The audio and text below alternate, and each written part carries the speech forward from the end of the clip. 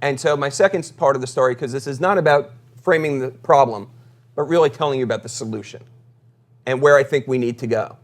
And this is me as an entrepreneur and a patient laying in bed, on one side scared for my life, and on the other side incredibly invigorated.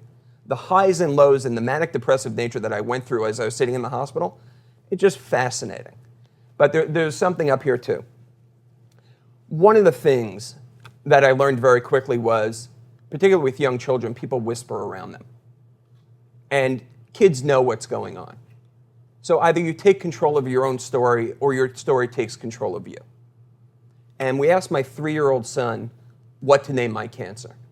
And he called it Stinky Ball. And out of that, we decided to start a foundation and have an annual charity event called the Stinky Ball. Well, 7 years and 1 recurrence later, we've raised $1 million. Thank you. But it's interesting. We have 400 doctors now around the world working on the disease.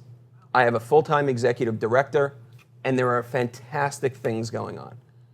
Incredible learnings from this part of the process, too.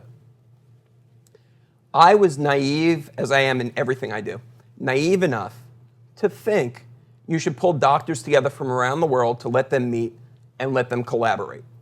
And I figured for sure the doctor from Japan definitely hadn't met the doctor from Mexico. But never in my wildest dreams had I thought that the radiologist and the oncologist and the surgeon within major institutions in New York had never met each other.